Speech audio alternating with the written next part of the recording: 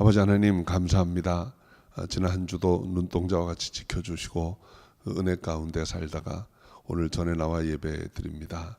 그 은혜 감사해서 주님의 것 구별해 들고 나왔습니다. 11조 감사의 예물, 선교의 예물, 구제의 예물, 또 건축의 예물 드립니다. 이모저모로 드린 모든 손길을 다 기억하시고 축복하셔서 은혜의 삶이 되게 하시고 그 지경이 더욱 넓어지게 하시고 복음이 땅끝까지 전해지는 일에 또 귀히 쓰임받게 하여 주옵소서. 주께서 받으시고 또한 축복하신 줄 믿사옵고 예수님의 이름으로 감사하며 기도하옵나이다. 아멘. 받으신 주님께 감사의 박수. 자, 오늘 하나님 말씀 사도행전 22장 17절부터 29절까지입니다. 사도행전 22장 17절부터 29절 말씀 한 절씩 교독합니다. 후에 내가 예루살렘으로 돌아와서 성전에서 기도할 때 비몽사몽간에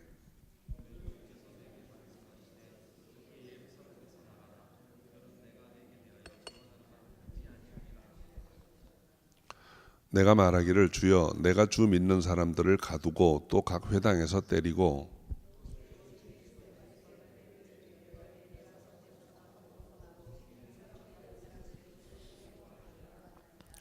나더러 또 이르시되 떠나가라 내가 너를 멀리 이방인에게로 보내리라 하셨느니라.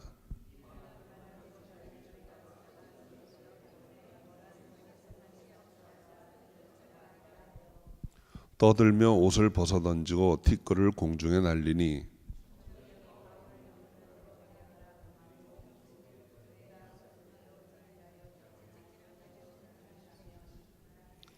가죽줄로 바울을 매니 바울이 곁에 섰는 백부장더러 이르되 너희가 로마 사람 된 자를 죄도 정치 아니하고 채찍질할 수 있느냐 하니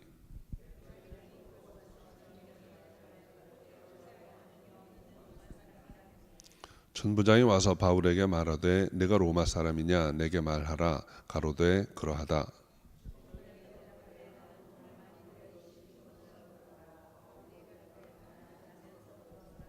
함께 읽습니다. 신문하려던 사람들이 곧 그에게서 물러가고 천부장도 그가 로마 사람인 줄 알고 또는 그 결박한 것을 인하여 두려워하니라. 아멘. 기도하겠습니다.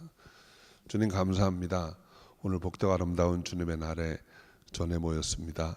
예배 드릴 때 온 마음으로 주를 경배하오니 말씀하실 때 듣고 깨닫는 지혜를 더하여 주옵소서. 감사하옵고 예수님의 이름으로 기도합니다. 아멘. 오늘 말씀은 이제 바울이 예루살렘에 와서 전한 설교, 첫 번째 설교의 뒷부분입니다. 바울은 이제 다메섹 가던 길에 주님을 만나서 회심하게 되었습니다. 그래서 볼 수 없던 자가 고개를 들어 보게 되었고 또 그리스도의 증인이 되라 하는 사명을 받았습니다. 그런데 그가 회심 후에 예루살렘에 돌아와서 기도하던 중에 이제 다시 한번 이 주님의 음성을 듣게 된 그 내용을 이야기하고 있습니다. 자, 그래서 오늘 이 말씀의 전반부는 바울을 향한 주님의 뜻을 다시 한번 확인하게 되는 과정이죠. 우리 18절 말씀 한번 같이 읽어봅니다. 보라, 주께서 내게 말씀하시되 속히 예루살렘에서 나가라. 저희는 내가 내게 대하여 증거하는 말을 듣지 아니하리라 하시거늘. 주님께서 이 바울에게 예루살렘에서 나가라 하셨다는 거예요. 그러니까 여러분, 예루살렘은 이 바울에게는 홈그라운드 같은 곳입니다. 그가 이곳에 와서 유대인으로서 율법을 공부했고 또 율법을 지키는 자로서 아주 공회원이 되도록 출세도 한 곳이고 또 회심하기 전에는 거의 이곳에서 그의 삶을 다 보냈다고 해도 과언이 아닌 곳입니다. 그런데 그런 예루살렘을 떠나라 하신다는 거예요. 왜냐하면 내가 이곳에서 아무리 내게 대해서 말씀을 전한다 해도 이 사람들이 듣지 않을 것이기 때문이다 라는 거죠. 성경을 보면 하나님께 택함 받은 사람들이 쓰임 받을 때 다 고향을 떠나라 하는 말씀을 듣고 또 혹은 아주 명백하게 그런 말씀을 안 들어도 고향을 다 떠나게 됩니다. 그러니까 아브라함 같은 경우도 보면 하나님이 아브라함을 택하고 부르실 때 처음 하신 말씀이 떠나라는 거였어요. 내 본토 친척 아비 집을 떠나라. 떠나서 내가 네게 지시할 땅으로 가라.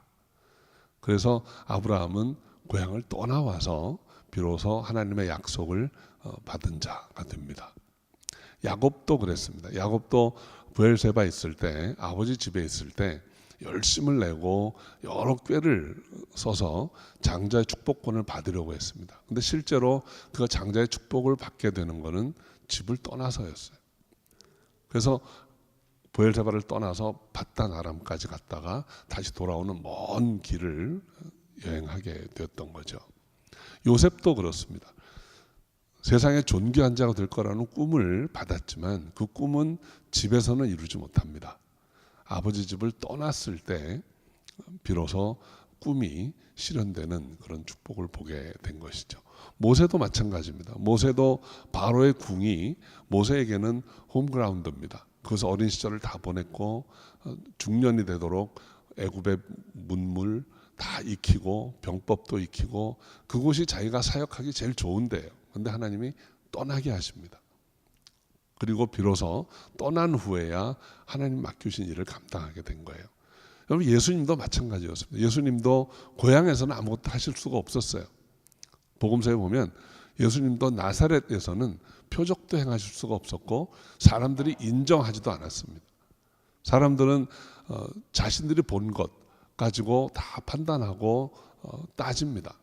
그러니까 예수님에 대해서 사람들이 뭐라고 생각했습니까? 우리가 잘 아는 목수 요셉의 아들 아니냐? 그 사람이 뭐 특별한 게 있겠느냐? 다 이렇게 따지고 자신들의 어떤 본 것, 경험한 것만 가지고 판단하기 때문에 고향에서는 아무것도 할 수가 없었다. 이렇게 말씀하고 있는 것입니다. 예수님은 바울에게도 예루살렘을 떠나라. 예루살렘에서는 내가 아무리 내게 대해서 증거한다 해도 사람들이 안 들을 거다. 이렇게 말씀을 하세요. 그런데 바울은 아직 미련이 남아 있었습니다. 그래서 우리 19절, 20절 말씀 같이 읽어볼까요?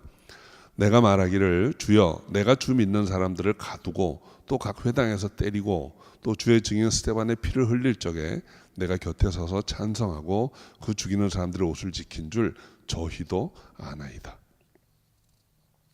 바울이 지금 왜 이 말을 하고 있습니까? 자신이 과거에 율법에 대해서는 아주 열심히 있어서 스데반을 죽일 때에도 아주 주도적으로 일을 했고 또 그 후에 교회를 핍박하는 일에 누구보다 앞장섰다는 것을 저 유대인들이 잘 압니다. 이렇게 얘기한 거예요. 그런데 그랬던 내가 회심했다는 것을 이야기하면 저들도 생각이 있으면 좀 마음 귀를 기울여서 듣고 회심하지 않겠습니까? 뭐 이런 이야기죠. 내가 그런 사람이었는데 내가 저들 중에 저들보다 더 열심히 했던 사람인데 내가 회심한 거를 전하면 저들이 좀 알아듣지 않겠습니까? 막 이런 의도로 이야기를 한 것입니다. 우리 성도 여러분 어떻게 생각하십니까? 바울의 회심의 스토리를 들으면 그 유대인들이 곰곰이 생각해보고 회심에 이를 수 있을까요? 믿음은 냉정하게 객관적으로 듣고 생각하고 판단해서 내리는 결론이 아닙니다. 믿음은 하나님의 은혜입니다. 하나님의 은혜 아니면 믿지 못합니다. 불신이라고 하는 것은 여러 겹으로 꼬아진 밧줄 같은 거예요. 아주 튼튼하게 여러 겹으로 꼬아진 밧줄 같은 것들입니다. 그래서 이거 풀어내려면 성령의 검으로 아니하고는 불가능하다 해도 과언이 아닙니다. 어떤 줄들로 꼬아진 걸까요? 첫째는 자만이라는 줄이 있습니다. 하나님 의지하지 않고 인간의 힘으로 살아보려고 하는 것. 내 힘으로 한다. 내 인생 내가 책임진다. 이런 마음이죠. 내 인생의 주인이 나라는 생각이 아주 튼튼한 밧줄 같은 것입니다. 그래서 신앙생활을 하면서도 얼마나 나 중심으로 생각하는지 몰라요. 두 번째는 욕심이라는 줄입니다. 세상 것 누리고 즐기고 싶은 마음입니다. 성경에서는 그런 마음을 육신의 정욕, 안목의 정욕, 이생의 자랑이라고 했습니다. 이것이 얼마나 또 질긴 줄인지 몰라요. 예수 믿고 은혜 받으면 이거 못할 것 같은 생각이 자꾸 있는 거죠. 또 세 번째는 이 관성입니다. 관성. 내가 해오던 것, 내가 믿어오던 것, 내가 익숙해온 것. 이 줄이 또 얼마나 질긴지 모릅니다. 그래서 안 바꾸려고 합니다. 여러분, 작은 습관 하나도 바꾸기 싫어하는 게 우리 사람이에요. 그런데 여러분, 이 기독교가 이야기하는 것, 하나님을 믿고 나아가는 것은 많은 게 바뀌어야 됩니다. 세계관이 바뀝니다. 의전까지는 어떤 세계관을 가지고 있었는지 모르지만 하나님을 믿는다고 하는 것은 하나님이 천지를 창조하셨고 인간이 타락해서 다 망하게 되었다. 이 세상은 결국 망한다. 이게 기독교적인 세계관의 한 틀이에요. 인생관도 바뀝니다. 여러분, 예수 믿기 전에 어떤 인생관을 가졌는지 모르지만 예수 믿고 나면 우리 인생은 하나님이 지으신 존재, 그리고 우리는 처절하게 타락해서 우리 힘으로는 회복이 불가능한 존재라는 것을 믿는 거예요. 그리고 언젠가는 심판에 이르게 된다. 이게 인생관입니다. 그런데 여러분, 하나님을 믿고 나면 이게 바뀝니다. 하나님이 지으신 피조물, 이제 하나님의 자녀, 하나님의 사랑받는 자, 이것이 우리의 인생관으로 바뀌어 가는 거예요. 종말도 다릅니다. 종말론, 여러분 어떤 종말론을 가지고 있었는지 모르지만 우리 하나님을 믿는 믿음 안에서는 우리가 한 번 죽는 건 다 정해진 일이고 죽은 후에는 심판이 있는데 그 심판에서 예수 믿으면 영원한 생명을 얻고 믿지 않으면 지옥으로 떨어지는, 이것이 우리의 종말론이에요. 그러니까 예수 믿으면 이게 다 바뀌는 거예요. 그런데 이 바뀌는 거에 대한 저항감이 있습니다. 내가 알던 지식 때문에, 내가 옛날에 읽은 책 때문에, 학교에서 받은 교육 때문에 이거를 못 받아들이고 바꾸고 싶어 하지 않는 거죠. 또 하나의 줄이 있는데 이거는 영적인 줄입니다. 사탄의 영향입니다. 불신은 여러분 사탄이 우리 눈을 가리고 있는 것이다 생각하면 제일 정확합니다. 이 껍질을 벗어내는 것은 하나님의 은혜 아니면 불가능한 일들입니다. 이렇게 여러 겹으로 꼬아져 있는 불신의 벽이, 그 단단한 밧줄 같은 것이 한 번의 간증을 듣고 곰곰이 생각하고 바꾸어 갈 수 있는 걸까요? 쉽지 않은 일입니다. 만만한 것이 아닙니다. 그래서 믿음을 갖는 거 하나님의 은혜라는 것입니다. 요약해 보면 사도 바울은 나도 당신들처럼 불신자였고 율법에 열심히 있는 자였습니다. 그런데 부활하신 주님 만나니까 세상을 다르게 보기 시작했습니다. 이제는 회심했습니다. 나 그분의 음성을 듣고 이제는 예수를 주님이라고 믿게 되었습니다. 여러분들도 그렇게 되기를 원합니다. 이런 마음이었죠. 그런데 그렇게 안 됩니다. 주님의 말씀은 단호합니다. 21절 같이 읽어볼까요? 나더러 또 이르시되 떠나가라. 내가 너를 멀리 이방인에게로 보내리라. 주님의 말씀이 안 된다. 부질없는 일이다. 너는 예루살렘을 떠나서 이방인에게로 가라. 이방인에게 복음을 전해라. 이 말씀을 한 것입니다. 여기까지 이제 바울이 전했습니다. 바울의 말씀을 듣던 유대인들의 반응이 22절, 23절이에요. 한번 같이 읽어보죠. 이 말하는 것까지 저희가 듣다가 소리질러 가로되 이러한 놈은 세상에서 없이 하자. 살려둘 자가 아니라 하여 떠들며 옷을 벗어 던지고 티끌을 공중에 날리니. 불신자들은 말씀을 전할 때 안 듣습니다. 주의를 기울여 듣지 않습니다. 오만과 편견이라는 그물을 치고 듣습니다. 여러분, 상대가 하는 말을 객관적으로 열린 마음으로 주의를 기울여서 들으면 참 유익한 말이 많아요. 그런데 안 듣는다는 거예요. 지난 금요일에 우리 무비 나이트 했습니다. 영화 보는 날에서 아주 좋은 영화를 봤어요. 팝콘도 준비하고 음료수도 준비하고 아주 좋은 영화 봤는데 다음번에는 꼭 참석들 많이 하시기 바랍니다. 지난번에 본 영화 제목이 예수는 역사다예요. 그러니까 이 리 스트로벨이라는 그 과거에 시카고 트리뷴이라는 아주 큰 신문사 기자였는데 이 사람이 회심하게 된 내용을 영화로 만든 거예요. 근데 아주 흥미롭습니다. 감동적이기도 하고요. 그 중에 한 장면이 제가 여러분과 좀 나누고 싶어서 얘기를 시작합니다. 그 영화 장면 중에 보면 이런 게 있어요. 이 기자가 어느 범죄에 관한 기사를 이제 다루었어요. 그러니까 그 어떤 한 흑인이 백인 경찰을 쏠 수밖에 없던 상황을 이제 기사로 아주 리포트를 잘 했습니다. 뭐 이게 판사가 직접 판결하는데 증거는 되지 않겠지만 아주 논리정연하게 잘 써가지고 사람들이 다 그 사람이 범인이구나 이렇게 인정을 하게 됐어요. 그래가지고 감옥에 수감 생활을 했습니다.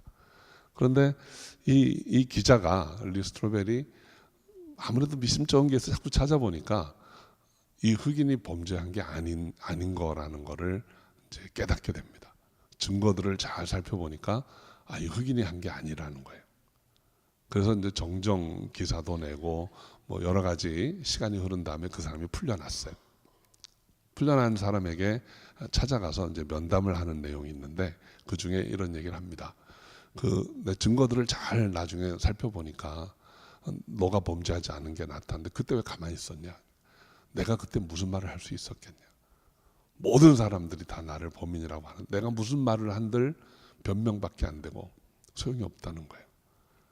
그러면서 그 흑인이 뼈아픈 한마디를 합니다. 너도 그렇고 사람들이 다 자기가 보고 싶은 것만 본다는 거예요. 객관적으로 보고 듣는 게 아니고 자기가 듣고 싶은 것만 듣고 보고 싶은 것만 본다는 거예요. 아마도 그 리 스트로벨이라는 사람은 예수를 안 믿으려고 성경에 나오는 말이 다 거짓말이라는 거를 나름대로 확인하고 싶어서 아주 유명한 신학자들, 뭐 의사, 뭐 다 변호사 찾아다닙니다. 그 성경 이거 말도 안 되는 얘기 아닌데 어떻게 생각하냐? 그래서 다 면담을 해요. 그런데 그런 많은 증거들을 가지고 있으면서 안 믿어요. 아마도 그 흑인의 말을 듣고 찔림을 받은 것 같아요. 사람들은 보고 싶은 것만 봐. 그 얘기를 듣고 어쩌면 내가 그런 거 아닌가? 이런 생각을 했는지 몰라요. 그러고 나서 그 증거들을 보니까 다 안 믿을 수 없는 증거들인 거예요. 그래서 회심에 이르게 됩니다. 여러분 아무리 아주 분명한 증거가 있어도 안 믿습니다. 여러분 우리 제가 신학교 다닐 때 기독교 변증학이라는 게 있어요. 뭐 예수님의 부활에 대해서 이제 철학자들하고도 따져보아도 논리적으로 부활이 맞습니다. 부활을 부인할 수 있는 가능성이 별로 없어요. 합리적으로 보면. 동정녀 탄생에 대해서도 변증을 배워요. 다 배워요. 몇 가지 중요한 주제들에 대해서 이제 따지는, 싸우는 법을, 논쟁하는 법을 다 배웁니다. 한 학기 동안 그 세 가지만 다룹니다. 그런데 그거 가지고 이제 학기 말 시험도 보고 뭐 다 해서 이제 학기를 맞추면 그 교수님 마지막 시간에 그런 얘기를 해요. 이제 당신들 나가면 누구 만나도 다 전도할 자신 있지 그래요. 나 이제 끄떡끄떡하고 있으면 그래도 그 사람들 안 믿어. 아무리 너희가 논리적으로 맞다 이겨내도 그 사람들은 안 믿는다. 안 믿기로 작정한 사람들은 무슨 얘기를 들어도 안 믿는다는 거예요. 그래 너 잘났어 하고 끝난다는 거예요. 그러니까 여러분 우리가 이 믿음이라고 하는 게 얼마나 축복인지 모릅니다. 여러분이 어떤 과정을 통해서 믿음에 이르게 됐는지 모르지만 축복이에요. 감사하셔야 돼요. 그 은혜예요. 지금도 안 믿는 사람은 여전히 안 믿어요. 그 내용 중에 인터뷰한 내용 중에 또 하나 이렇게 가슴이 이렇게 먹먹했던 게 있어요. 이 기자가 십자가의 죽음에 대해서 다 이렇게 물어봤어요. 마지막에 근데 그 사람 왜 그랬냐 이렇게 물어봅니다. 그러니까 그 질문받은 성직자가 가만히 쳐다보고 있다가 사랑 딱 한마디가 사랑. 그 사람이 갑자기 말문을 잃어요. 그분이 우리를 사랑하시기 때문에 그렇게 한 거다. 그러니까 여러분 그런 말조차도 은혜로 받을 수 있는 저 여러분인 것이 얼마나 감사한지 모릅니다. 유대인들은 안 듣습니다. 아무리 많은 증거가 있어도 안 봅니다. 오늘날도 똑같아요. 안 봐요. 안 보고 귀를 막아요. 그 예수님에 관한 예언이 아무리 많아도 안 봐요. 다 덮어놔요. 이거 예수 아니야.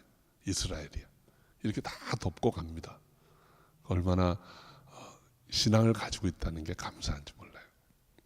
자, 아무튼 유대인들이 바울이 전하는 말 안 듣습니다. 그리고 어떤 한 단어에 아주 다 불같이 화를 냅니다. 그것은 이방인이라는 말이에요. 바울이 주께서 나를 이방인에게로 보내신다라는 말을 듣고 다 귀 막고 안 듣다가 그 한 단어만 딱 들어왔어요. 여러분, 유대인들에게 이방인은 어떤 존재입니까? 짐승 같은 존재입니다. 유대인들에게 있어서 이방인은 성전 뜰도 밟지 못하는 사람들이에요. 성전의 제일 바깥 뜰에만 이방인의 뜰이라고 해놓고 거기 안에서 한 발짝만 들어오면 경고판이 써 있습니다. 이방인들은 이 선 넘어가면 죽는다. 죽였어요, 실제로. 그러니까 이방인하고는 하나님과는 전혀 거리가 먼 족속들인데 이 바울이 주님이 나를 이방인에게로 보내신다라는 말 듣고 다 불같이 일어난 거예요. 이런 사람은 살려둘 자가 아니다. 이런 놈은 죽여야 된다. 그래가지고 다시 바울을 죽이려고 소동이 일어났어요. 바울이 또 한 번 위기를 맞게 됩니다. 그러자 천부장이 바울을 영문 안으로 데리고 들어갑니다. 들어가면서 이 바울이 도대체 무슨 죄를 지었길래 저 사람들이 이렇게 싫어하나. 그래가지고 가죽줄로 묶고 채찍질을 해서 답을 얻어내려고 신문을 준비시키는 거예요. 그런데 그때 바울이 자신의 로마 시민권을 꺼내듭니다. 여러분, 당시에 이 로마 시민이라고 하는 거는 대단한 특권이에요. 그 특권 중에 하나가 어디에서나 제국이 통치하는 지역 내에서는 재판받을 권리를 가지고 있는 거예요. 여러분, 이 재판받을 권리가 여러분이 재판 없이 구금하고 고문당해 본 경험이 없으셔서 잘 모를 거예요. 얼마나 특권인지. 최근까지도 현대 많은 나라, 많은 지역에서 재판 없이 사람 잡아다가 때리고 고문하고 하는 데들이 굉장히 많습니다. 그런데 2000년 전이면 여러분, 로마가 다스리는 제국 통치권 하에 있는 지역 어디 가도 로마 관리들은 마음대로 할 수 있었어요. 그런데 재판받을 권리가 있다는 것은 대단한 거예요. 특히 바울은 이제 나중에 내가 어디에서 재판받겠다 하는 것까지 딱 이야기합니다. 내가 로마에 가서 황제 앞에서 재판받겠다 이렇게 선포하면 아무도 못 건드립니다. 그때까지는. 못 건드리는 정도가 아니라 이 사람을 안전하게 보호해서 황제 앞에까지 데려다 줘야 될 책임이 있어요. 로마 이 군인들에게는. 그러니까 바울이 그 권리를 이제 사용하는 거예요. 이 권리를 왜 사용합니까? 복음 때문입니다. 복음 전해야 되니까. 하나님이 주님이 나에게 로마에 가야 하리라 말씀하셨기 때문에 내가 로마에 가서 복음 전할 때까지는 아무도 나를 못 건드리게 내가 로마 시민으로서 살아가겠다라는 거예요. 그래서 바울은 이제부터는 로마 시민으로 살아가게 되는 것입니다. 오늘 본문의 내용이 이제 여기까지입니다. 바울은 앞의 내용을 요약해 보면 예루살렘에 와서 첫 번째 설교를 할 기회를 잡았습니다. 그래서 내 과거에 그가 어떤 사람이었는지, 유대인 중에 유대인, 가말리엘의 문화, 율법에 열심히 있던 자라고 얘기합니다. 그런데 다메섹 가던 길에 부활의 주님을 만나고 회심하게 되었다. 회심하게 된 나에게 주님이 이방인에게 복음 전하라는 사명을 주셨다. 여기까지 이야기를 했습니다. 그 바울의 간증을 듣고 유대인들이 바울을 죽이려고 했는데 천부장이 그런 바울을 구해냈어요. 그런데 이번에는 천부장이 채찍질하려고 하니까 바울이 로마 시민임을 밝히고 이제 자신의 권리를 지켜나갑니다.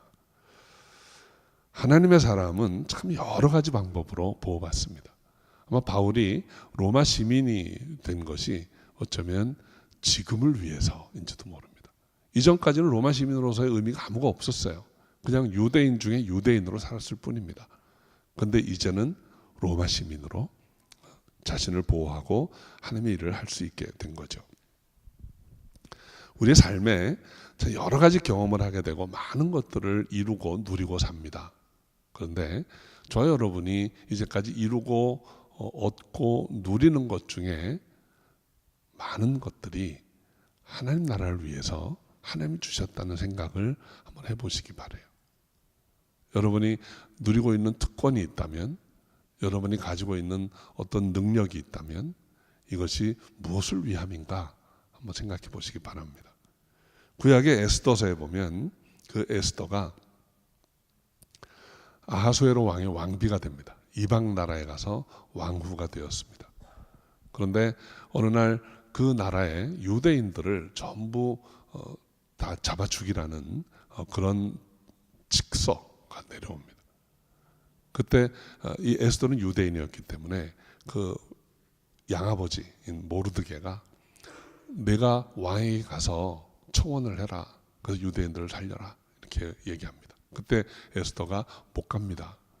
그 당시에는 왕후도 왕이 부르지 않는데 왕 앞에 나갈 수가 없었어요. 그 나갔다가 왕이 기분 나쁘면 폐위시키고 죽일 수도 있는 그런 상황입니다. 그래서 에스더가 못 갑니다. 이렇게 얘기하니까 모르드게가 그때 이런 말을 합니다. 에스더 4장 14절에 내가 왕후의 위를 얻은 것이 이때를 위함이 아닌지 누가 아느냐. 에스더가 고민하다가 결론을 내리고 유명한 말을 하죠. 내가 죽으면 죽으리다. 그리고 왕에게 나가서 유대인들을 위해서 청원을 하고 살려냅니다. 여러분, 바울이 복음을 위해서 로마 사람으로 살아가게 된 것입니다. 바울이 로마 시민권을 갖게 된 것이 이때를 위함이 아닌가 하는 생각을 해보게 됩니다. 바울에게는 딱 하나밖에 생각이 없었어요. 때를 얻든지 못 얻든지 복음 전하리라. 그리고 그것을 위해서라면 내가 이제는 로마 사람으로 살겠다는 거예요. 그래서 그는 로마인으로서 그 신분으로 말미암아 끝까지 보호받고 로마까지 가서 복음을 전하고 그 삶을 마치게 됩니다. 우리 사랑성도 여러분, 하나님께서 저와 여러분의 삶에도 많은 특권을 주셨습니다. 많은 것을 여러분에게 허락하셨어요. 그 많은 것들이 이때를 위함이 아닌가 한 번쯤 생각해 보시기 바랍니다. 여러분이 하나님 맡기신 사명을 위해서 주님이 나를 이렇게 인도하시고 보호하신 것이 아닐까 하는데 생각이 미치게 되면 우리의 삶이 조금은 달라질 것입니다. 그래서 하나님을 기쁘시게 해드리고 하나님께 더 가까이 나아갈 수 있는 그런 저와 여러분이 다 될 수 있기를 주의 이름으로 축원합니다. 기도하겠습니다. 아버지 하나님, 감사합니다. 부족하고 연약한 저희를 귀를 열어주시고 눈을 열어주시고 보게 하시고 듣게 하시고 나아갈 수 있게 하신 줄 믿습니다. 우리가 살아오며 많은 특권을 받았는데 이것이 이때를 위함이 아닌가 다시 한번 돌아보고 주님을 위해 구별해 드릴 수 있는 저희가 되게 하옵소서. 감사하옵고 예수님의 이름으로 기도합니다. 아멘.